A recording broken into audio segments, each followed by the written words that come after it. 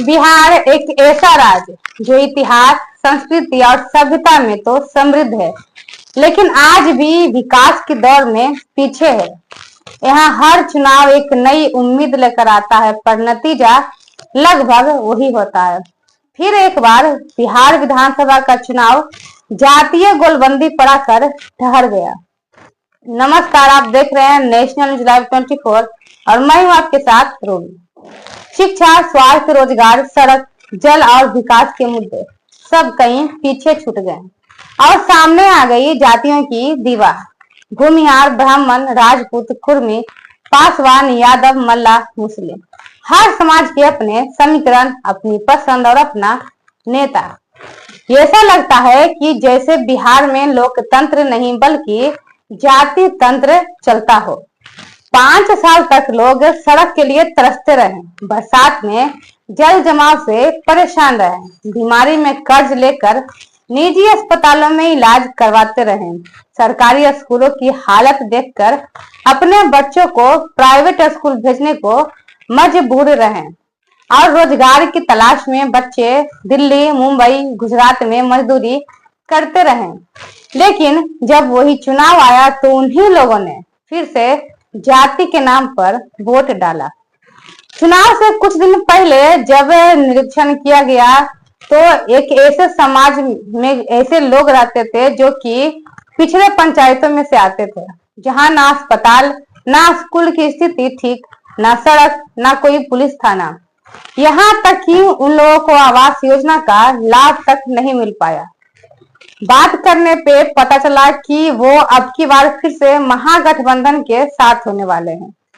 उनका कहना था कि जब से मुकेश सहनी जी को उप मुख्यमंत्री बनाने की घोषणा हुई है, पूरा समाज एकजुट हो गया है।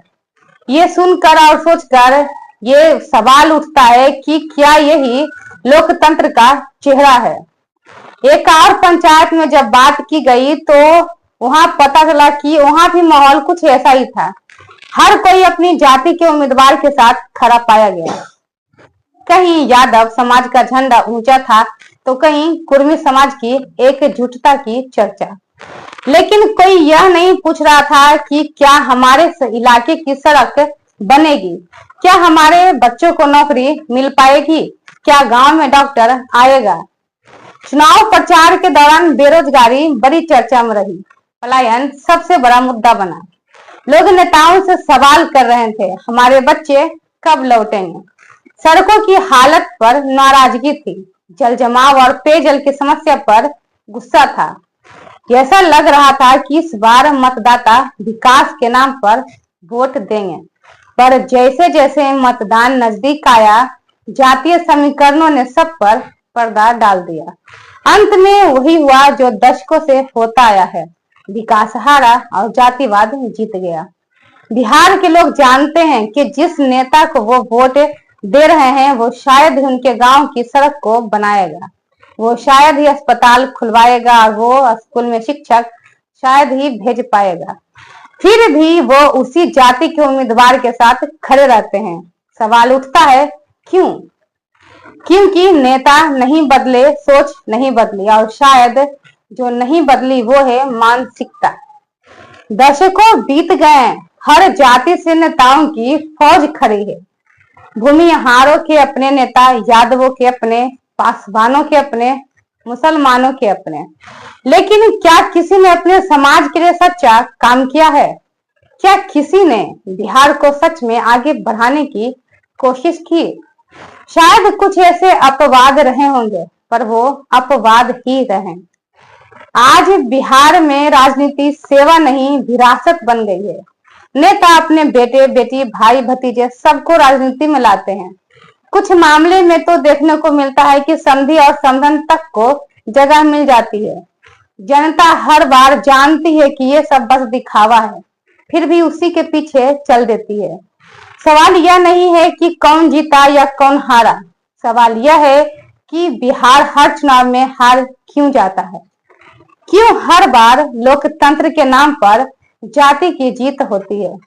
क्यों हर बार विकास की उम्मीदें टूट जाती है? बिहार का मतदाता बुद्धिमान है, लेकिन उसे अपनी बुद्धिमत्ता को जाति से ऊपर उठकर इस्तेमाल करना होगा। जब तक वो ऐसा नहीं करेंगे, विकसित बिहार का सपना केवल सपना ही रहेगा, कभी भी हकीकत नहीं बन पाएगा। आखिर कब तक बिहार जाति के तराजू पर तौला जाएगा? कब तक विकास का सवाल हारता रहेगा? जब तक यह सोच नहीं बदलेगी, तब तक ना बिहार बदलेगा और ना बदलेगी बिहार की किस्मत। इस लेखन के लेखक थे वरिष्ठ लेखक अनुभव सिंह, जिसका डिजिटल क्रिएशन आप हमारे चैनल के माध्यम से देख रहे हैं।